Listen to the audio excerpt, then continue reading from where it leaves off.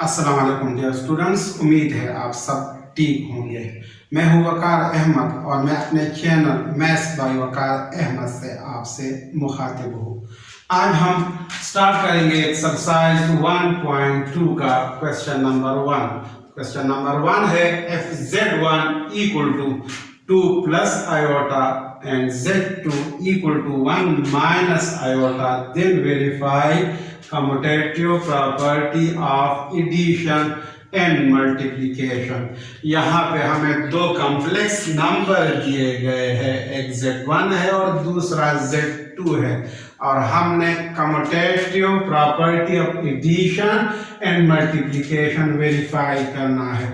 तो सोल्यूशन में हम दोनों कॉम्प्लेक्स नंबर्स को यहाँ पे दोबारा लिख लेते हैं। Solution z1 equal to 2 plus iota and z2 equal to 1 minus iota. अब सबसे पहले हम कम्यूटेटिव प्रॉपर्टी ऑफ एडिशन को वेरीफाई करते हैं। तो यहाँ पे हम कम्यूटेटिव प्रॉपर्टी ऑफ एडिशन को लिख लेते हैं। कम्यूटेटिव प्रॉपर्टी ऑफ एडिशन,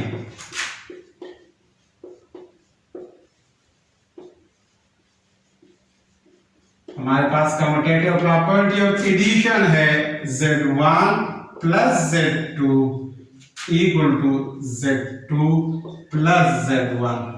अब यहाँ पे हम सबसे पहले लेफ्ट हैंड साइड को फाइंड करेंगे। लेफ्ट हैंड साइड हमारे पास है z1 प्लस z2, ये हमने फाइंड करना है।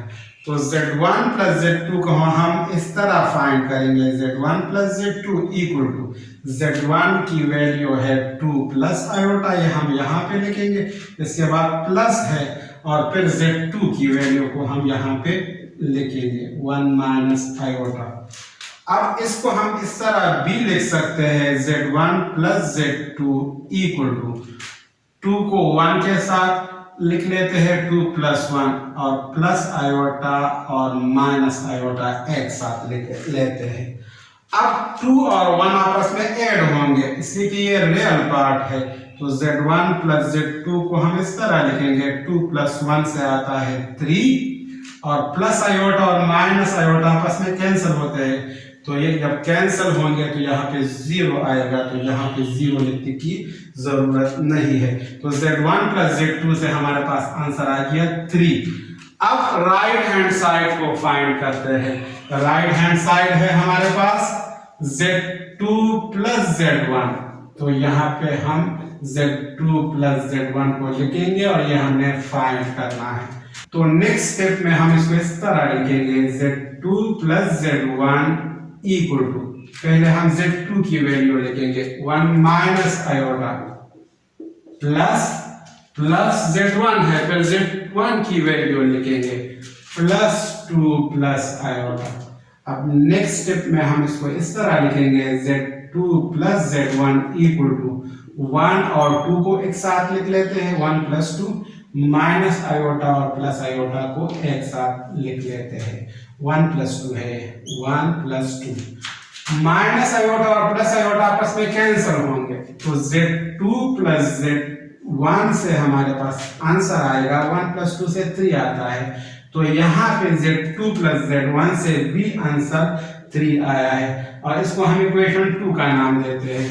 अब हम इक्वेशन 1 और 2 को कंपेयर करते हैं, तो हम देखेंगे इसको कि दोनों आंसर सेम है।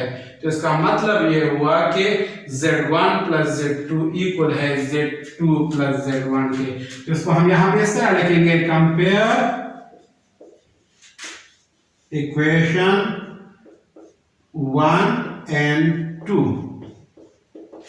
इक्वेशन 1 एंड इक्वेशन 2 से हमारे पास 3 आंसर आया है। 3 इक्वेशन 1 से भी आया है और 3 आंसर इक्वेशन 2 से भी आया है। और इक्वेशन 1 है z1 प्लस z2, ये लेफ्ट हैंड साइड है, और z2 प्लस z1 हमारे पास इक्वेशन 2 है। तो यहाँ पे हम इसको इस तरह लिखेंगे। तो ये हमने वेरीफाई कर लिया कि दोनों आपस में इक्वल है, तो यहाँ पे हम लिखेंगे वेरीफाई। अब हम next commutative property of multiplication verify करेंगे। तो यहाँ पे हम लिखेंगे सबसे पहले कम्यूटेटिव प्रॉपर्टी ऑफ मल्टीप्लिकेशन को, कम्यूटेटिव प्रॉपर्टी ऑफ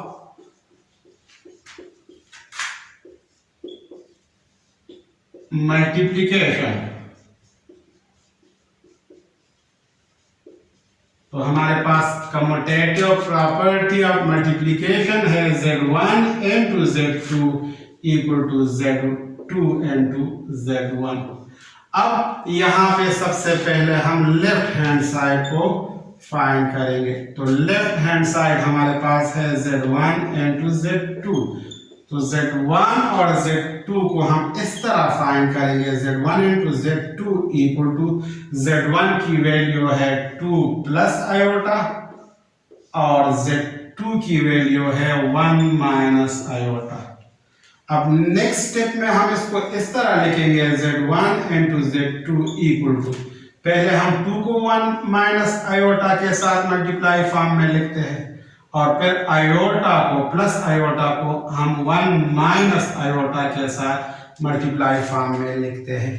अब नेक्स्ट स्टेप में हम इसको इस तरह लिखेंगे, Z1 into Z2 equal to, 2 को 1 के साथ मल्टीप्लाई करेंगे तो 2 आता है, 2 1 jar 2, plus into minus minus 2 into iota 2 iota.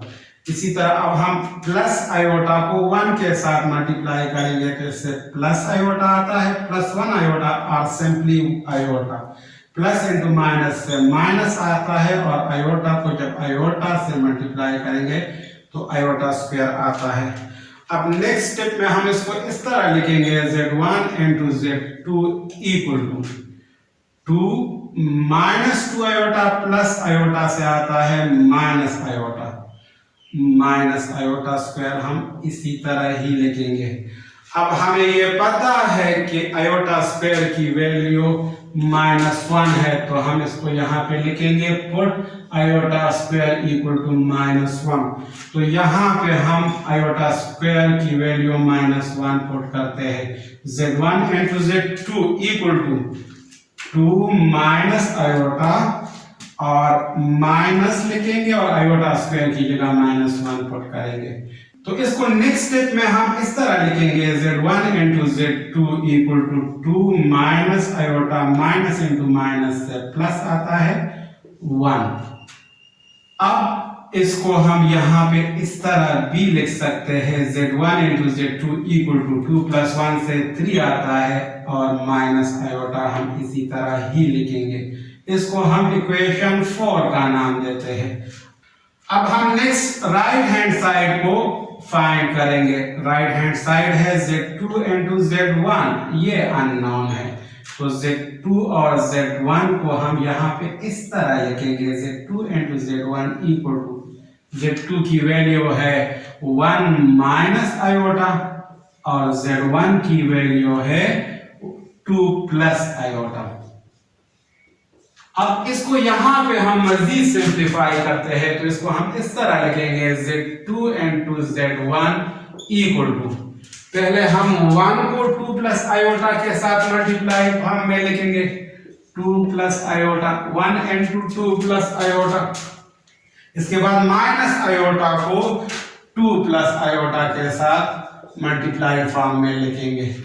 अब नेक्स्ट स्टेप में हम इसको मजीद सिंप्लीफाई करेंगे, Z2 into Z1 equal to 1 into 2 से 2 आता है, plus into plus plus 1 into iota से आयोटा आता है। अब माइनस आयोटा को 2 से मल्टीप्लाई करेंगे तो -2 आयोटा आता है, माइनस इंटू प्लस से माइनस आता है, आयोटा इंटू आयोटा से आयोटा स्क्वायर आता है।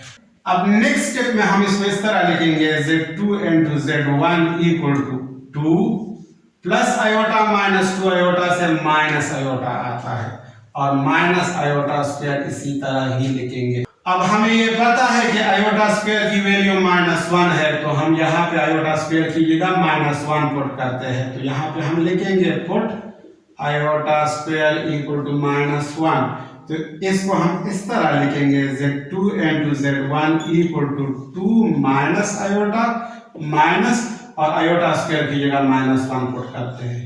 तो Z2 इंटू Z1 हमारे पास आ जाएगा 2 minus iota, minus into minus से प्लस आता है और 1 हम लिखेंगे इस तरह। अब फाइनली Z2 इंटू Z1 का आंसर आ गया 2 प्लस 1 से 3 आता है और माइनस आयोटा हम इसी तरह ही लिखेंगे और इसको हम इक्वेशन नंबर 5 का नाम देते हैं। अब हम इक्वेशन 4 और इक्वेशन 5 को कंपेयर करते हैं।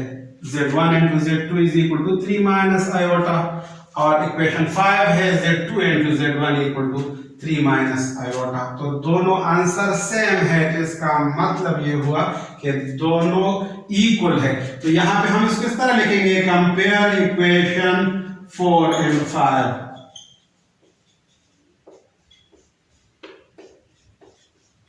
तो इक्वेशन 4 से बी आंसर आया है 3 माइनस आयोटा और इक्वेशन 5 से भी आंसर आया है 3 माइनस आयोटा। तो ये हमने वेरीफाई कर लिया कि दोनों आपस में इक्वल है और ये है कम्यूटेटिव प्रॉपर्टी ऑफ मल्टीप्लिकेशन।